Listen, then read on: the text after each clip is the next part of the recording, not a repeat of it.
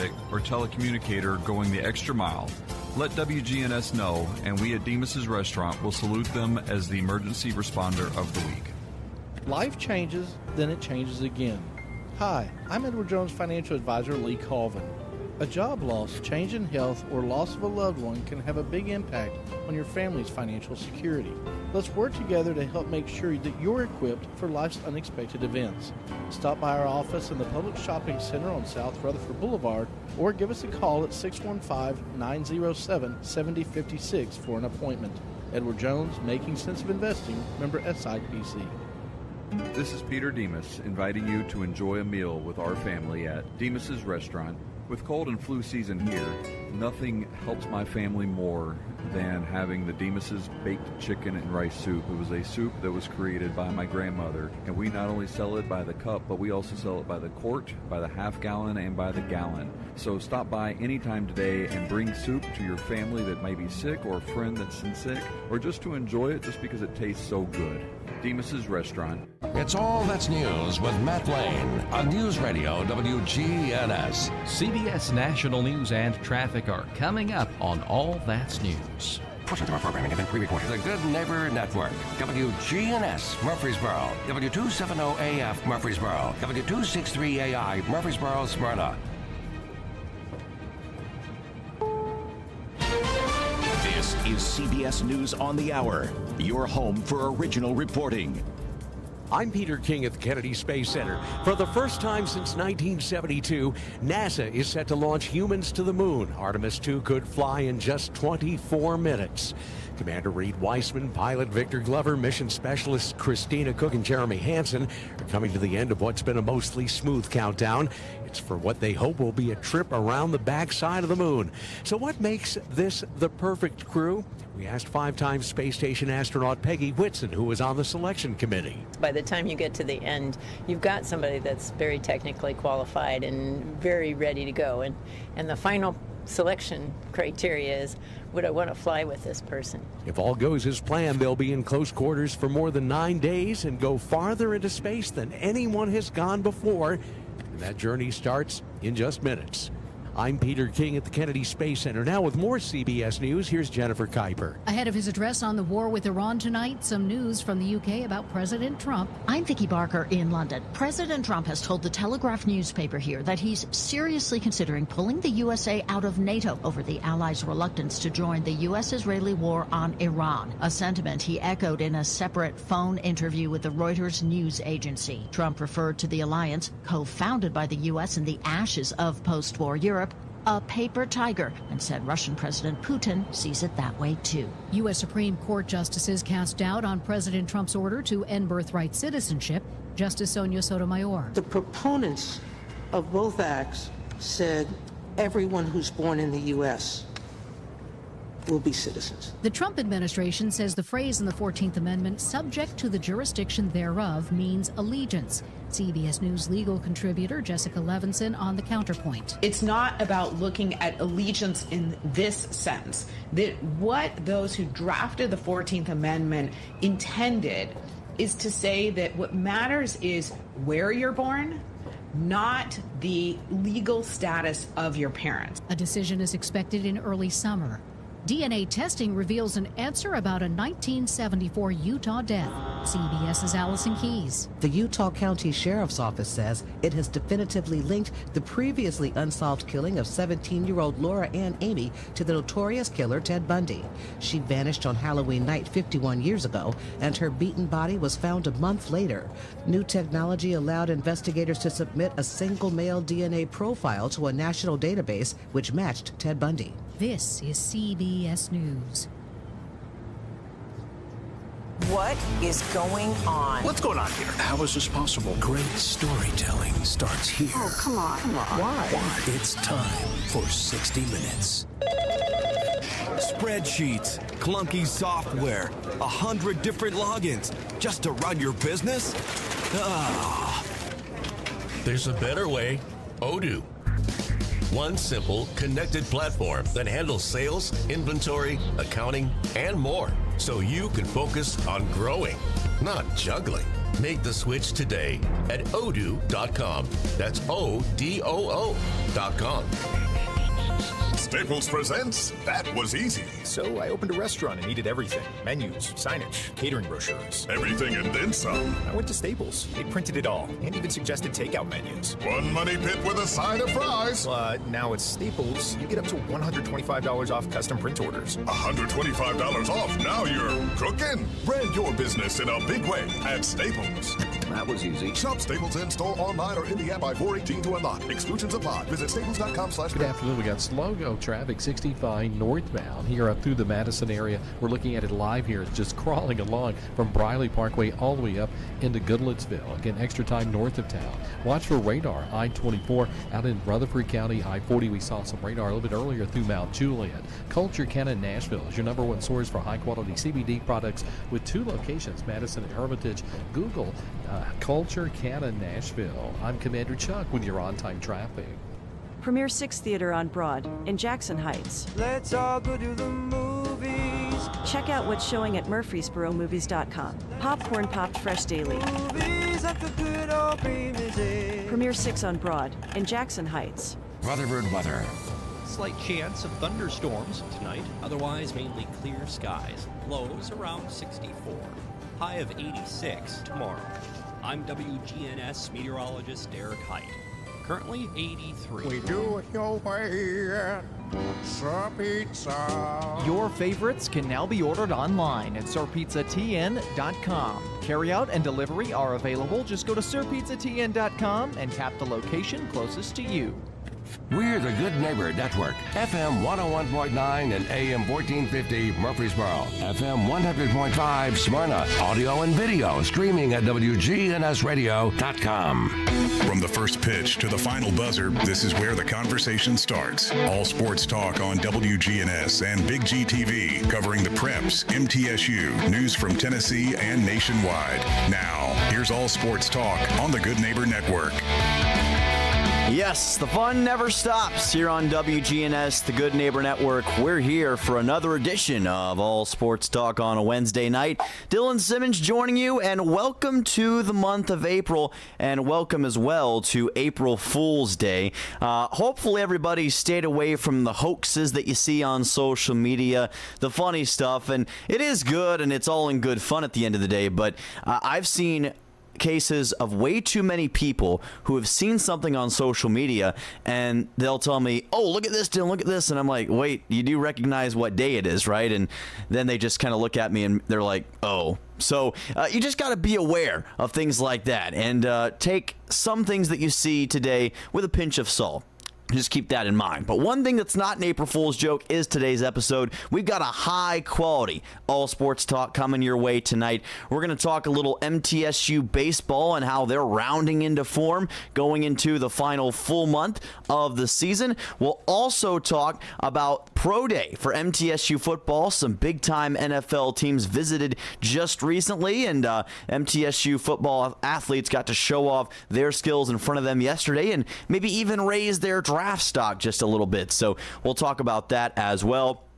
We'll go over the NASCAR Cup Series race at Martinsville this past weekend and Chase Elliott picking up his first win of the season. And of course, March is now over, but the madness continues. We'll talk about the NCAA men's and women's brackets and the Final Four for both sides. So all that and more coming your way. Should be a great episode tonight.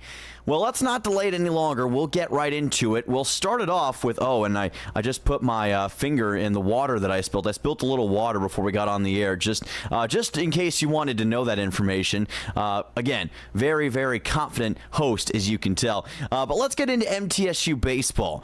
One team that I haven't been able to talk about as much with All Sports Talk as of late is the Blue Raider baseball team. Let me just say that's not because they haven't deserved attention. They've been solid all season. It's just we've had a lot of different things going on, and with the basketball teams being in the postseason and everything kind of picking up towards the end of the year and that flattening out towards the end of the season, it was going to be hard to mention everything. But now we're going to have more time to talk about MTSU baseball as we get further along into April and eventually into May, and there's going to be a lot to talk about because this baseball team, in many ways right right now should be the talk of the town in Murfreesboro. They're playing some fantastic baseball, and they deserve all the credit and accolades in the world. Now, we did see them lose yesterday to Southern Indiana, and while that was a tough loss, I always say in these kinds of situations that context is the key. MTSU baseball was coming off a big weekend series in CUSA play. Got to keep that in mind. And they've had a lot of tough opponents as of late. They've been going through a pretty solid gauntlet, both in and out of conference play. And midweek games are always kind of funky anyway, because you may be saving your best for later on in the weekend and you have to switch up the lineup, maybe send in some different pitchers and whatnot, and you end up maybe not bringing your absolute best. So I just think it's important to not overreact to certain results, because midweek games are always kind of off the cuff a little bit, and you get some strange results. But what I do want to talk about is this past weekend series when the Blue Raider baseball team took on New Mexico State here in Murfreesboro, a series that I'm confident to say that MTSU really needed, and 10-4, they got it.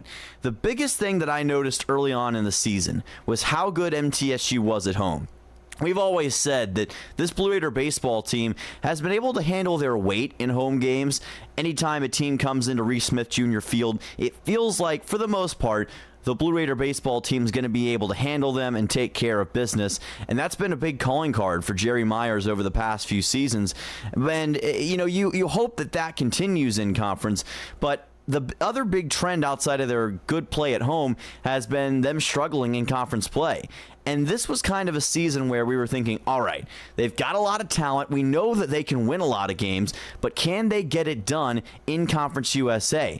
Is this going to be the year where they put that together? And while there's still a lot of baseball left to be played, they are certainly moving in the right direction. And now they've got a couple of Conference USA series under their belt, and they've done it at home. I mean, the biggest negative trend for MTSU was how they dipped when they went into conference play over the last few years. And they would have this great out-of-conference slate where they would win most, if not all, of their series. But once CUSA play began in mid-March or whenever, things kind of went downhill for them. So this was a chance for them to turn that around, and in many ways they have. So against New Mexico State, MTSU, they knew that this was going to be a battle. No questions asked. New Mexico State came into the conference series 3-3 overall in CUSA play, and that includes a series win over a really good Louisiana Tech team. Don't sleep on that Bulldog squad. I know that teams like Jacksonville State, Liberty, Dallas Baptist, I know they get all the attention, but Louisiana Tech is always going to have a top 5, top 6 squad in Conference USA.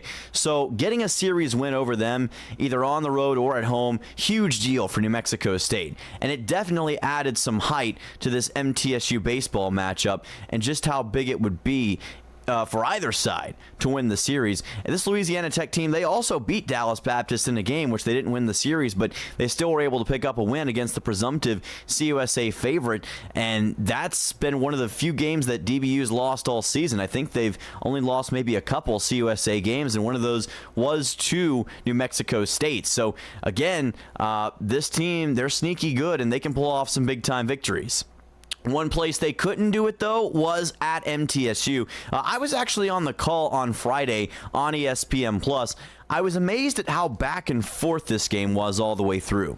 Never really a point where either side just fully dominated, and you kind of did expect that. On paper, these two teams were pretty evenly matched. The big question mark was New Mexico State's pitching and how they were going to face up against the Blue Raiders, considering they've surrendered a lot of runs this year. The Aggies' bats were going to come to play, that much was for sure, but the pitching has put the team in some bad situations in the past. But in this series, at least on Friday, it looked like both teams with their pitching would be up to snuff. MTSU had a great performance again from Chandler Alderman, who really settled in early on and put the team in position to hang with a really good outing from New Mexico State on the mound as well. I think the Aggies ended up having 3 or 4 pitchers when all was said and done. Their strategy was interesting. They kind of went back and forth between pitchers. They were not afraid to make it a bullpen game, whereas MTSU a lot of times likes to lean on a certain starter, go 5-6 innings with that starter, starter and eventually try to coast, not really coast, but you get what I'm saying, build on that big start all the way through to the end. New Mexico State kind of went in the opposite. But again, competitive game. The win was a big factor. We knew that home runs probably weren't going to be a big thing on either side, because when you're contending with that much wind, it's going to shift the ball in one direction or another. And if it's not blowing towards the outfield, then you're going to be in a tough spot. And that's kind of what happened with both sides. You were able to get balls that went pretty far, but the wind would catch them and they would just carry them back inside the ballpark. So I'd say that was somewhat of a frustrating experience for the hitters. But, hey, they've been in those situations before. And at some point, you just kind of learn to adjust. And I assume that's what MTSU baseball did here as well. What I do remember, though, with this game was just how it felt like whoever made a mistake was going to end up paying for it in the long run. We saw that with the Aggies. They had a couple of errors in this game. They did not play as cleanly and as efficiently as MTSU did. Excuse me, can't talk. Got to get some more water later. Didn't play as efficiently as MTSU in a lot of those sequences, and it allowed MTSU to capitalize in the big moments and eventually put themselves on top.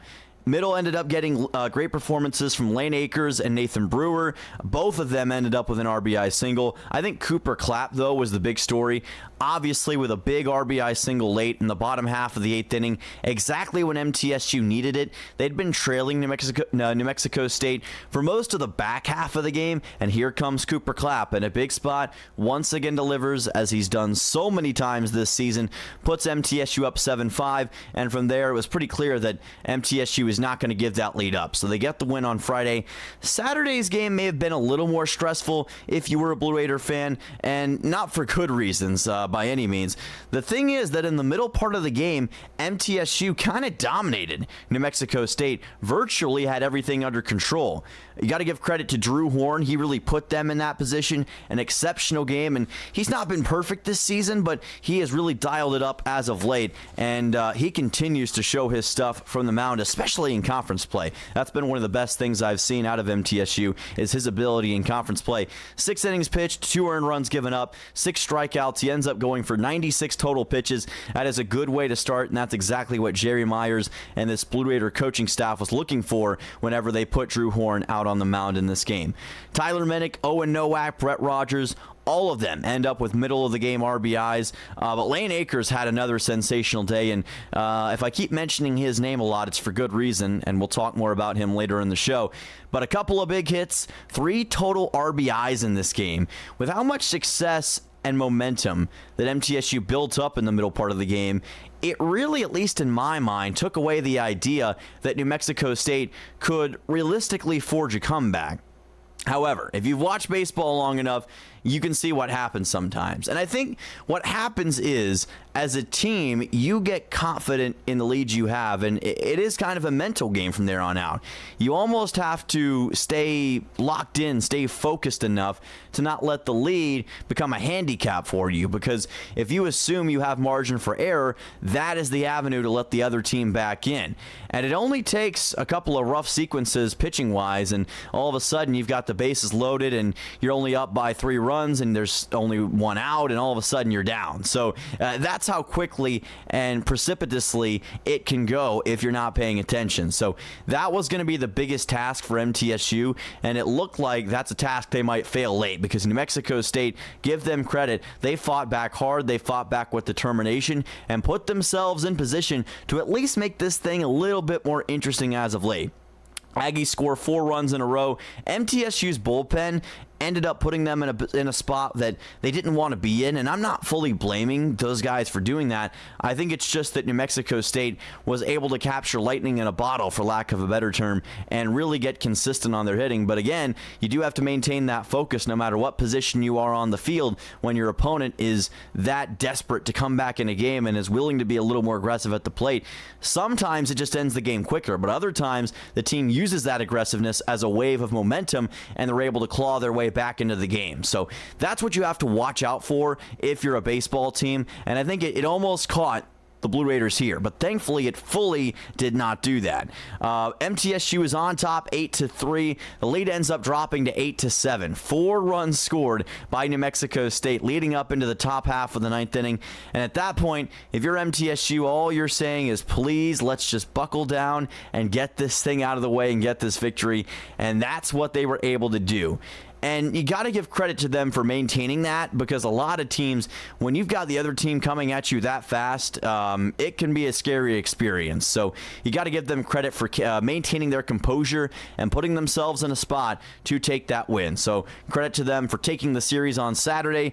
And Sunday, getting the sweep, I was very interested to see if MTSU could do that, because getting a sweep is so much harder than winning a series. Now, obviously, the main task is to win a series, but getting a sweep would have been huge for MTSU because of the CUSA standings, obviously, getting themselves back in the race to lock down one of those top seeds. And they certainly did a good job of stating that case on Sunday. And really, you got to point at Lane Akers. Again, he had been the star all weekend long, really all week long. He was more than happy to oblige with MTSU's hopes of really taking over this game. Like I said, ate New Mexico State's lunch and dinner, if you've heard that saying. That's what he did this past weekend. Now, he just had one big moment in this game, but it was a huge moment. Grand slam, bottom half of the first inning, and that's pretty much game, set, and match. I'm not going to say that entirely determined it, but it's really hard as an opposing team to come back from that. And when you're up 4-0 that early and you've got that monumental of a hit, it really puts the other team on roller skates. And Lane Akers was able to do that with that grand slam. And again, his development just continues to be a story in and of itself.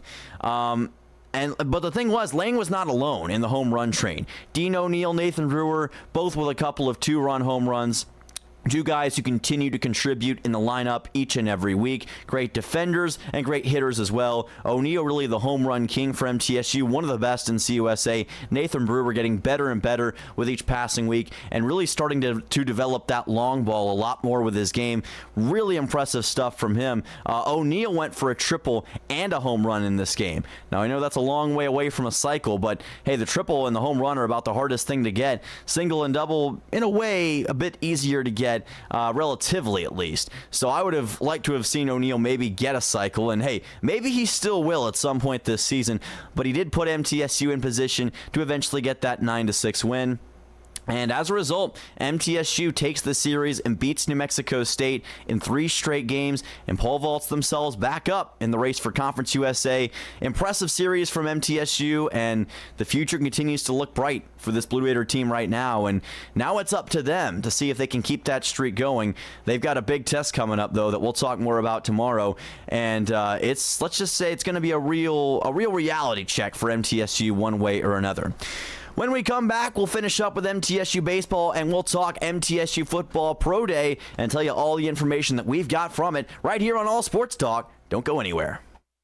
Jennings & Ayers Funeral Home has served Murfreesboro families with compassion and care since 1880. As a family-owned funeral home, we're committed to honoring every life with dignity through traditional services, cremation options, and pre-planning that gives you peace of mind. For over 140 years, we've been here when it matters most. Visit JenningsandAyers.com. Jennings & Ayers Funeral Home, honoring life and comforting families since 1880.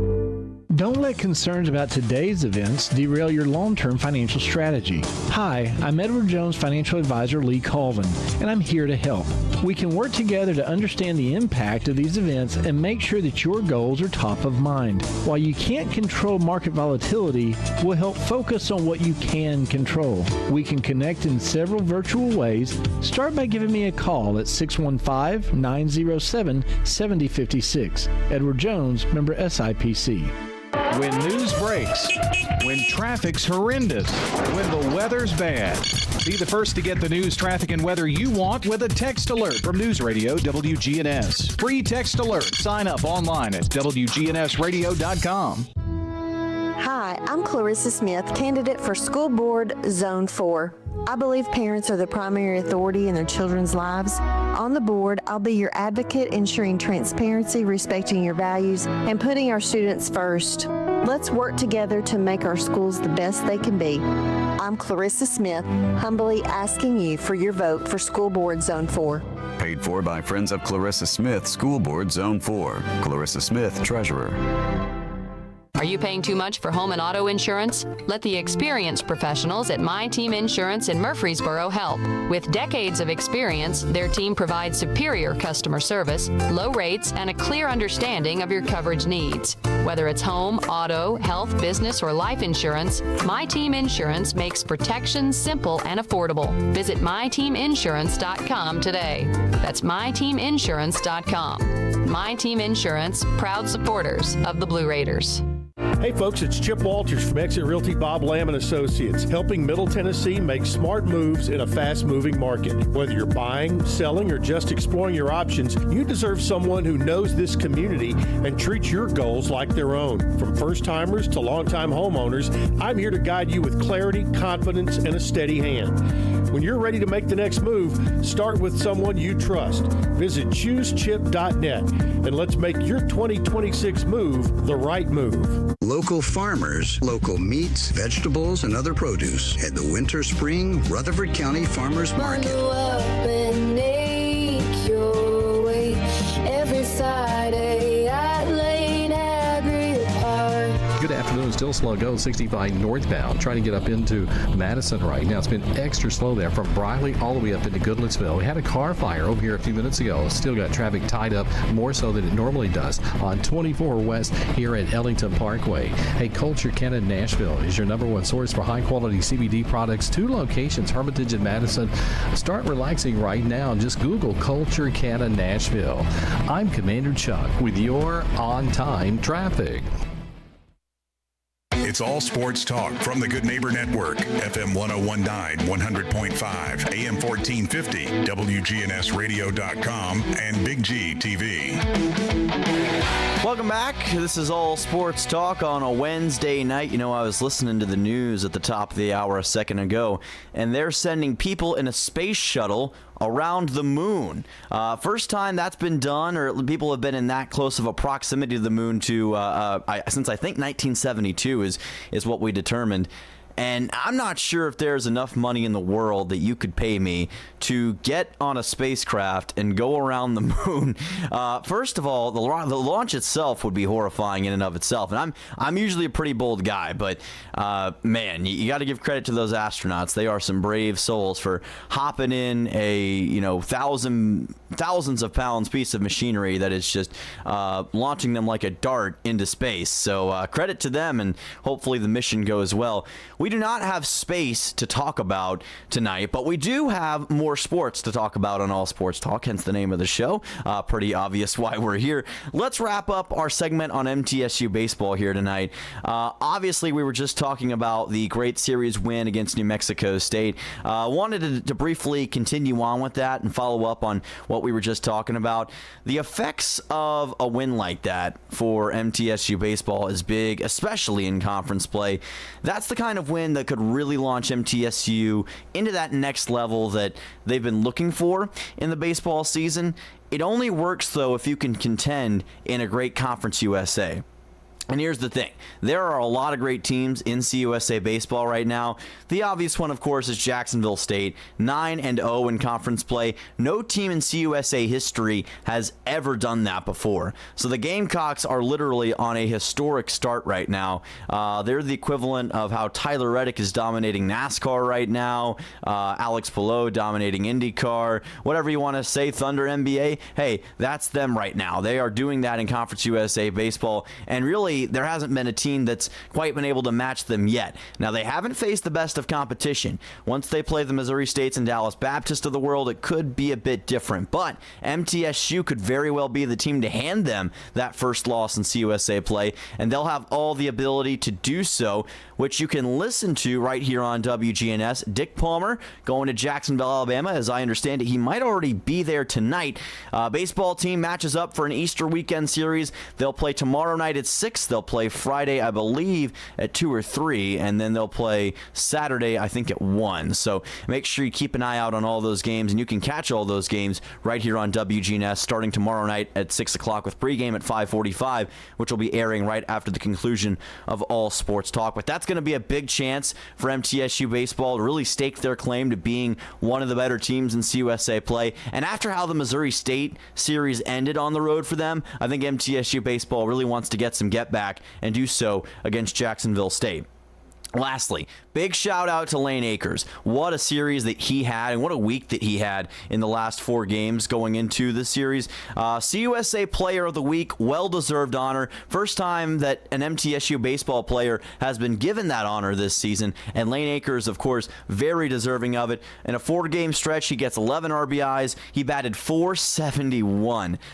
Pretty sensational stuff to be able to do that, especially against a conference opponent, no matter who you are. That's incredible. So great work by him on that. 3 extra base hits, and again, that grand slam certainly helped. I think that pretty much solidified, if there was any doubt, who the conference player of the week was, and that kind of sealed MTSU's series sweep of New Mexico State. So give credit to Lane Akers for that. This was a guy who was fighting for the designated hitter spot early on in the season. I think it's pretty safe to say he has solidified that spot for himself, and he has made a home there. So, man, I'm so impressed with him, and being able to see him in person, you can tell that his confidence is growing, and this team, as a result, is made better. And really, the entire team is improving right now, playing more as a unit. The pitching's getting better. They're being more efficient late. They're not letting leads get overtaken. They're taking care of business. Now they've got some big business to take care of against Jacksonville State, but they have the opportunity to do so. So looking forward to seeing how that goes. Keep an eye on this MTSU baseball team. I know we certainly will. We'll talk more about them in their series against Jack State tomorrow. In other MTSU athletics news, the football team Pro Day activities took place on Monday. Of course, believe it or not, we're getting close to the NFL draft, end of the month. It's going to be time for it. It's crazy to think that we're already approaching more football. Now, I know we're still a long way off, but for us diehard football fans, the lack of football in a given time, it's a tough thing to swallow. So any kernel of football news, we'll absolutely take it, and we got some here. And there were some really impressive statistics and really impressive performances from some MTSU football players. I'll briefly share my thoughts and some information that I was able to get from a couple of folks that were there. I gotta say, I was really impressed to hear how many NFL teams showed up. There were people from several different squads. I know the Lions and Vikings were mentioned as a couple of the teams that showed up, and I think there may have been a couple other NFC squads there. A few AFC teams. It was a really good collection of NFL teams trying to see what MTSU is all about with their talent, and obviously there's a lot of pro-level talent on that roster right now. One big performance that stood out to me, Parker Hughes, and this has kind of gotten out all over campus, and especially in the MTSU sports media department. Parker Hughes ran a 4.39 yesterday in the 40. Incredible. To be able to do that, especially at his size. He's a linebacker, so he's got some size on him, and he has blazing speed. Of course, this is nothing new for a lot of MTSU fans out there. If you've been watching this football team, and if you've been watching Parker Hughes, you know just how good this guy is, but this really kind of shows you how good he can be. He's got all the athletic traits, he's got great fundamental awareness, and he's a guy that I think could follow, not to say he plays the same style in the same position, obviously, but could follow in that great history of MTSU defensive players like Kevin Byard and Reed Blankenship. This football program has generated some good defensive guys over the years, and perhaps Parker Hughes is the next one to make a name for himself in the world of NFL football. Of course, you got Byard currently thriving on the Bears, and Reed Blankenship just recently was traded to the Texans. So you got two guys there who are really, really solid players, and maybe Parker Hughes can join them. There were several other great performances as well, and I think that really what this Pro Day shows is, again, this MTSU football team generating pro-level talent may serve as a future encouraging factor for other potential guys to head to MTSU and say, hey, these guys are making it into the pro level by playing here, so why don't I give that a try? So, again, really impressive stuff from that pro day, and best of luck to all those guys who are participating in it, and hopefully it will serve as a potential springboard, get some guys on that draft board whenever draft time comes around. So that's what we have from the football pro day. All right, the NASCAR Cup Series was back at Martinsville this past weekend. We'll dive into that a little bit in this second segment. And believe it or not, Tyler Reddick did not win this race. I know, it's a shocking thing to say, considering the history that we've seen from Tyler Reddick and the Cup Series as of late. Reddick's kind of just dominated. Excuse me one second, folks. I had to get a drink of water. I've been so thirsty tonight. I don't know where this dehydration has come from. Maybe it's the heat in general. It's so hot outside right now. At least it is to me. Now, I know it's not 95 degrees summer heat, but it's still pretty hot. So I wouldn't mind if it cooled down a little bit, and it may leave me feeling a little dehydrated. Maybe that's what it is, but I got some water on standby, so we're all good. Anyway, what were we talking about? NASCAR Cup Series Martinsville. All right, back on track. Again, Tyler Reddick did not win this race. Still had a pretty solid day, but wasn't the dominant car. The dominant car was Denny Hamlin. And I think there were a lot of people, myself included, who felt like he was going to be in a pretty good spot to take this win. Historically, Denny's been unbelievable at Martinsville. Had the fastest car in a lot of practice, and I think he was on the pole for qualifying as well. I'd have to double check that. He was on the pole for qualifying. So we knew that Denny was going to be a contender in this race. He ends up leading 292 laps. I mean, it looks like it's his race to lose. But again, you can lead almost every lap. If you don't lead that last one, that's when you can lose the race. And that's kind of what happened to Denny Hamlin. Just couldn't maintain it all the way through. Chase Elliott ends up coming, not out of nowhere, but coming in late to overtake Denny and eventually take the win. This was much needed for Chase Elliott, for Chevrolet, and for Hendrick Motorsports in general. Obviously, Chevy has not been off to the best start this season. There's been a lot of woes, and Chase Elliott's been probably the most consistent guy when it comes to Chevrolet so far. He's been able to get pretty good results. Really, Hendrick themselves have been kind of down this year. Kyle Larson hasn't been up to his usual standard. He's been involved in a few wrecks. Alex Bowman, of course, still dealing with the injury concerns. And William Byron hasn't been bad, but just hasn't been his usual, very consistent, very solid self. So Chase Elliott's kind of been the flag bearer, the standard bearer for Chevrolet and for Hendrick Motorsports so far. But I think Chase is a guy who we'd kind of been waiting for him to get back into that championship contention mode. With the old knockout style of format, Chase's consistency in the regular season wasn't awarded as much because, make no mistake about it, if we were on the old Winston Cup format, he very well could have been a multi-time champion by now just due to his sheer consistency throughout the season. He's a guy who every week you can rely on him to go out there, get top 5s, get top 10s, and it was just a matter of time, it felt like, before he won a race this season, and he was able to do that here with a short track win at Martinsville. Again, wouldn't have expected that, but hey, Chase Elliott, he's a guy who knows how to manhandle a race car, and he's able to get the victory here. Question has to be asked, will this serve as a potential springboard for Hendrick Motorsports? Maybe this is the moment where things get turned around a little bit, because obviously Toyota has really just destroyed everybody this year. Obviously, Ryan Blaney does have a win for Ford back at Phoenix, but otherwise it's been mostly Toyotas. The 2311 cars have been unbelievably fast this year. Tyler Reddick, of course, with 4 wins. Denny Hamlin's got a victory. Bubba Wallace has been in contention for wins. Christopher Bell always up towards the front. Chase Briscoe, he's been struggling a little bit more as of late, but the point stands that the Toyotas have been good. I didn't even mention this. Ty Gibbs ended up with another top 5 in this race. I want to briefly spend some time talking about that because, man, Ty Gibbs, he's having himself a pretty good season. I don't know if a lot of people gave Ty Gibbs a lot of credence and a lot of credit going into 2026. The thing about Ty is that he's had some great equipment, obviously, in his first few seasons in Cup, but he hasn't been able to fully materialize as a winning driver yet. And I think a lot of us expected for him to have at least won one race by now. And there were even people who were giving Ty Gibbs some hot seat talk early on in the season. Well, I think he's answered a lot of questions. I mean, he's getting top 5s and top 10s like they're going out of style. I don't know what it was that flipped in the offseason for him, but you can tell. Driving with a lot more confidence. Seems like he's a little more knowledgeable on what he wants to do with the race car.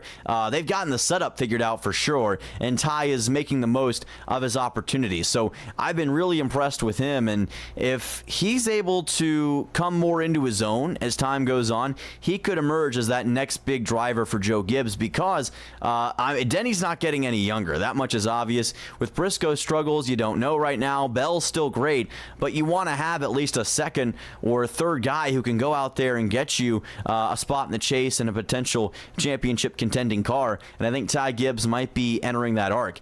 I also think about a guy like Joey Logano, who first few years was with Joe Gibbs, didn't really do a whole lot as far as winning races, but he had some quality performances, but he wasn't considered one of the elite of the elite. Once he went to Penske, things kind of switched for him. It took him took him a couple of years, but once he settled in 2015, he was nearly unstoppable. And obviously, he's been a championship contender ever since, has now won 3 Cup titles. Ty Gibbs may have that capability. And again, it's early to say that. There's still a lot of racing left to be done for sure, but you can't help but be impressed with what Ty Gibbs was able to do this weekend and what he's been able to do so far. Real quick as well, Denny Hamlin, Ryan Blaney make some contact on the track. I'm not going to spend a whole lot of time on this. It's Martinsville. There are going to be fender benders and hurt feelings. I will say, though, that we're in the middle of the short track stretch, and that could mean that, there's a little chance for payback. I don't know if Blaney is going to issue that. I don't think Ryan's the kind of guy to just go and take somebody out. He's usually pretty classy on the racetrack, and I think he understands it's a bit more incidental. And I'm not sure what's going to be made of it. Obviously, we haven't seen a whole lot of super hot-blooded rivalries this year outside of Ross Chastain and Daniel Suarez. Really Daniel Suarez and the Trackhouse cars in general. But I am interested to see if that situation goes anywhere as we continue on with short tracks, because we've got another short track coming up in a couple of weeks. Bristol Motor Speedway going to be back with their spring race, and hey, some of you may be heading out there. We'll make sure to talk a lot about that when that race comes around in a couple weeks. Cup cars are off this weekend. There will be truck racing at Rockingham, if I'm not mistaken. I'm not sure about the O'Reilly series yet, but that truck race is going to be fantastic. I would definitely recommend you tune in for that in North Carolina. All right, when we come back, we'll talk March Madness. The Final Four is set for the men's and women's brackets. We'll go over who I think should be the championship favorite on both sides and recap the Elite Eight and Sweet 16. Also, the Blue Raider Insider Report with Chip Walters. All that more coming up on All Sports Talk on the other side of this break. Lace up your best kicks for a night of impact benefiting First Shot. Join us for the annual Sneaker Ball presented by Venture Express. Spend Sunday, April 26th with NFL Hall of Famer and Super Bowl MVP Marcus Allen. The event kicks off at 6 with a VIP meet and greet at 5. Reserve your table today. Call Coach Andy Herzer at 615-631-5312. We'll see you at the Sneaker Ball benefiting First Shot on April 26th. At Wilson Bank and Trust, we believe you shouldn't have to choose between personal service and digital solutions. This is Andy Jakes with Wilson Bank and Trust. As your local independent bank, we're proud to offer the relationships and trusted service you expect, along with the tools and technology that keep you moving forward. Wilson Bank and Trust, here to get you there. Whether you're a growing business, buying a home, or planning for the future, we're here to help. Because this isn't just where we work, it's where we live, too. Wilson Bank and Trust, member FDIC. Game day is coming, and are you ready to represent the Blue Raiders? At Raider Tees, we've got the largest selection of officially licensed Middle Tennessee gear in town. T-shirts, hoodies, hats, even tailgating essentials. You name it, we've got it. No more searching through random stores. Everything you need is right here at 111 East MTCS Road, right across from MTCS. Get game day ready at Raider Tees. Bigger, better, and go blue.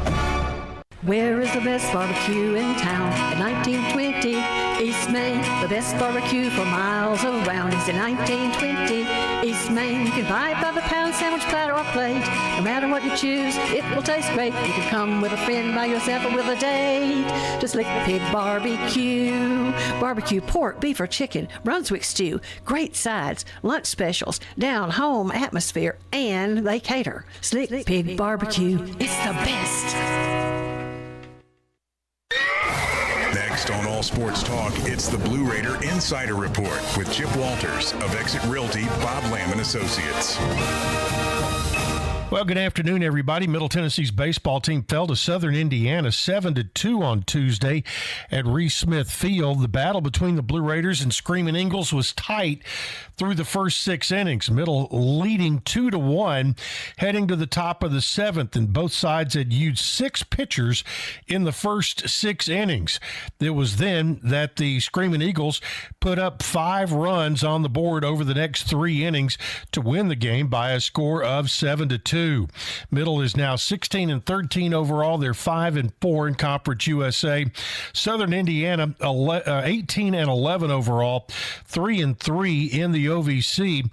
Middle Tennessee now goes to Jacksonville, Alabama for a 3-game series with the Jacksonville State Gamecocks, who are unbeaten in Conference USA play through the first 3 weekends. All 3 games can be heard beginning on Thursday night. It's a Thursday, Friday, Saturday series this week. You can hear it all right here on WGNS.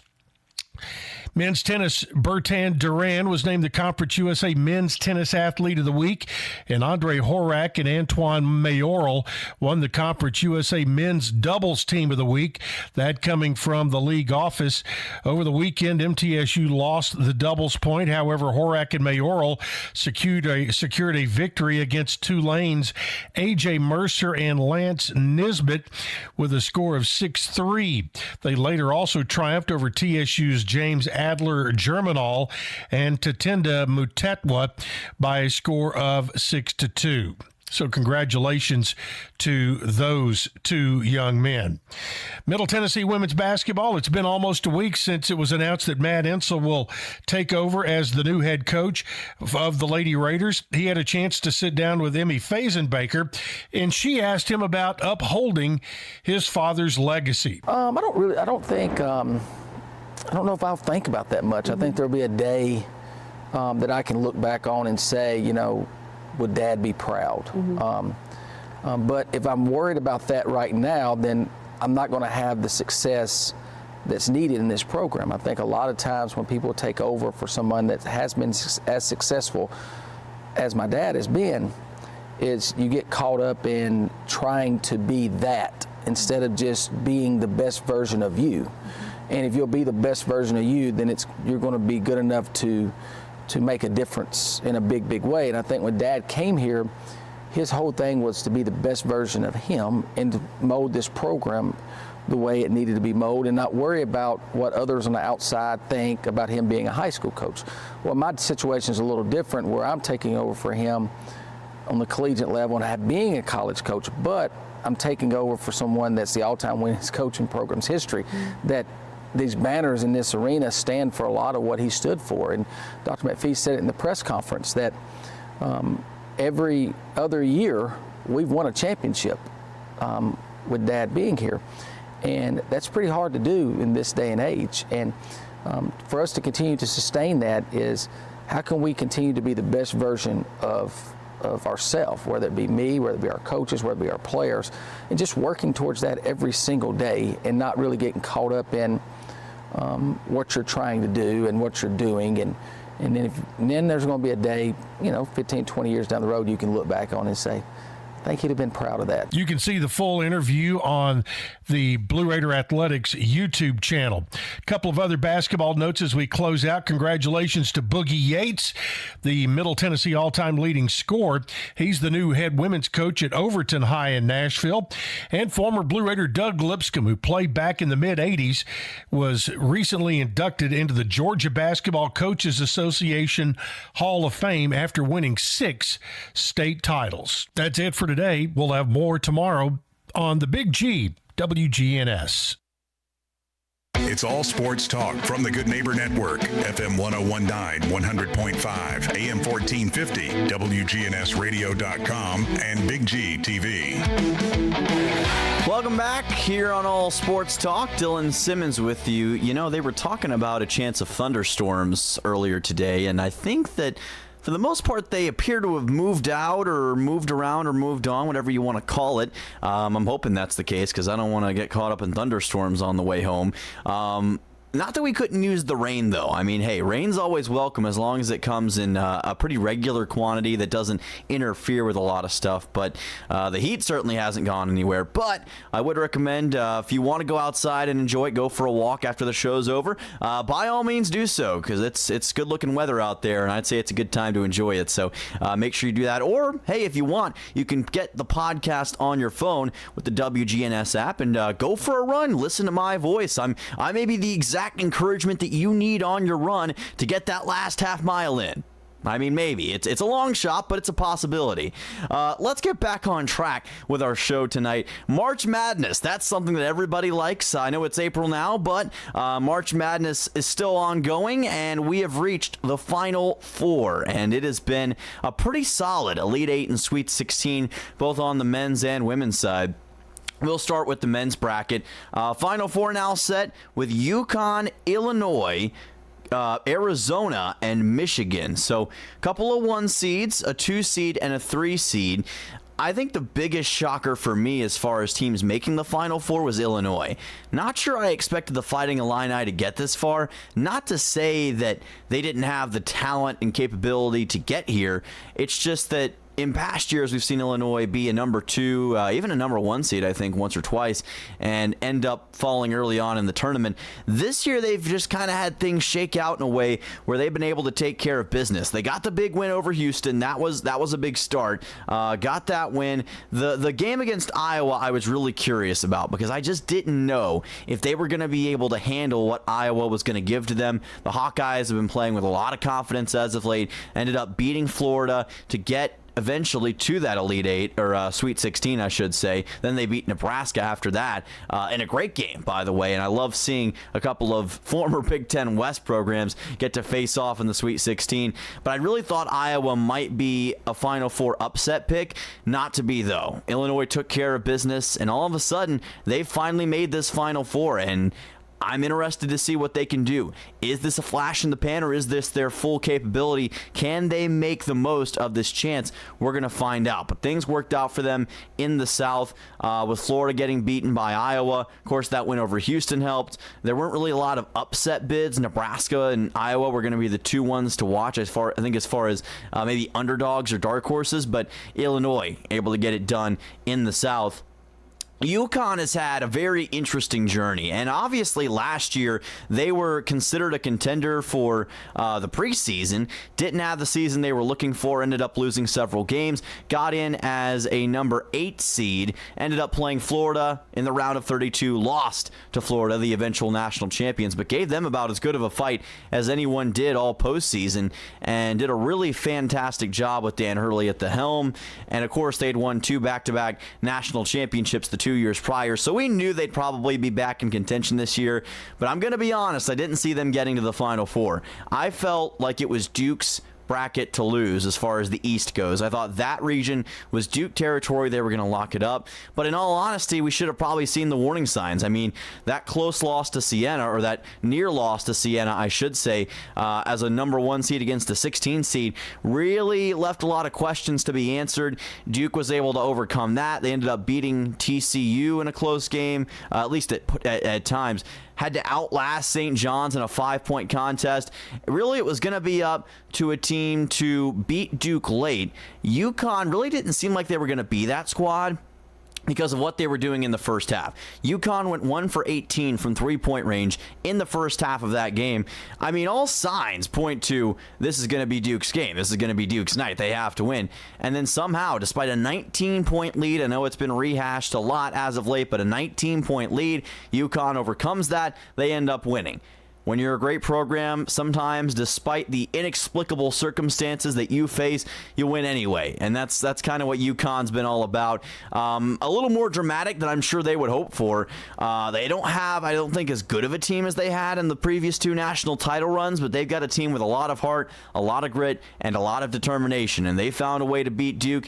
How strong are they? I'm not sure. I think they can beat Illinois. Not sure if they can beat the other 2 teams on the other side, which brings us to Arizona and Michigan. two teams who've just been ultra dominant all season. We all felt that they were going to be strong contenders going into this tournament, and they've been exactly that.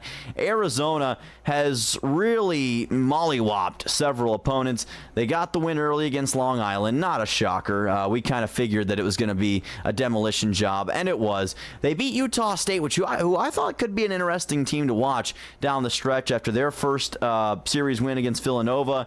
But despite a pretty good effort from the Aggies, ended up beating them by 12 points.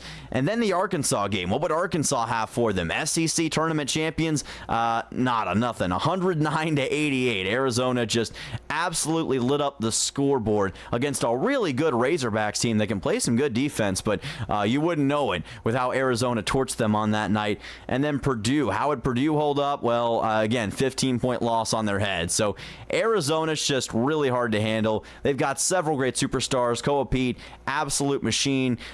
He's handling basically anybody he faces right now. Arizona looks like, I think, at least one of the co-favorites to win the championship. They've got everything going their way right now.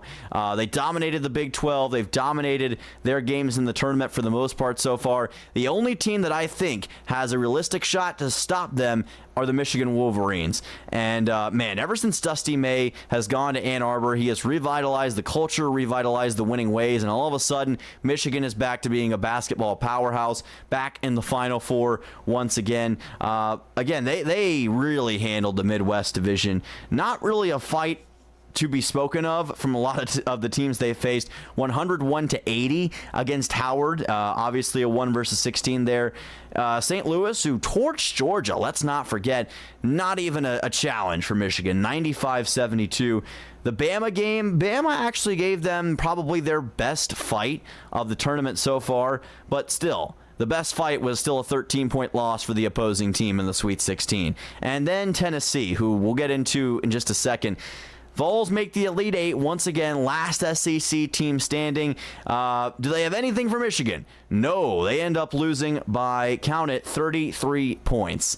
Yeah, that kind of tells the story. So Michigan's been unbelievably unstoppable, if that's a term that I can use, in this tournament. And I think they're the number one seed in the Midwest for region, and I do think they should be the favorites going into this tournament championship. So the Final Four, I would say Michigan will take the title. I think they'll beat Arizona in a close game. I think that'll be the real national championship, if I can call it that, because I do think those are the two best teams. And then I'll say that UConn beats Illinois, Michigan versus UConn, with Michigan winning by double digits in the championship game. However, nothing is set in stone on that front, and a lot can happen that completely throws you off guard. So keep an eye on that. National championship will be played on April the 6th. I believe the semifinals are on the 4th, so that would be this weekend, I believe, either that or Monday. I'd have to check my dates on that, but either way, it's coming up soon, so make sure you keep an eye on that. We'll make sure to talk about it on the show. The Volunteers got to the Elite Eight, and really, I think them getting that far was a little bit of a shocker. Obviously, they've been a contender at points this year, but I did not feel as though they were going to have that level of team this season. However, they pick up the win over Virginia. They end up beating Iowa State as well. A couple of big upsets. I mean, everything was setting up for them to maybe pull another one, but Michigan is not like most teams, and they show that there's a whole different level that you have to face off against sometimes in these NCAA tournaments. And it ended up kind of running out Tennessee's Cinderella run. They just kind of ran out of gas, and Michigan overtook them. I know there are a lot of Vols fans out there who might be listening to the show tonight. I know it's painful to lose another Elite Eight game. I wouldn't get too discouraged. I don't think this is a team that you can be too upset about, because I didn't have any expectation they would even get this far. I thought they'd get knocked out in the first couple rounds.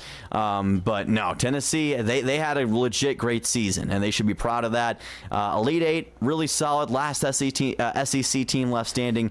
Definitely something to at least keep in the back of your mind if you're a Vols fan. Real quick, the women's bracket is now set as well.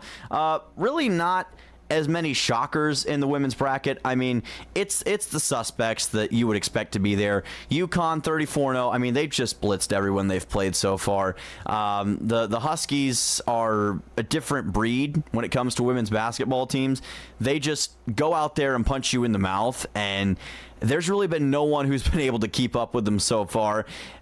Maybe the Final Four can finally offer that challenge, but right now they've got it going in a big way. South Carolina has also made the Final Four. Not as strong of a Gamecocks team as we've seen in years past, but still 31-3 entering the tournament. Picked up a big win over TCU in the Elite Eight.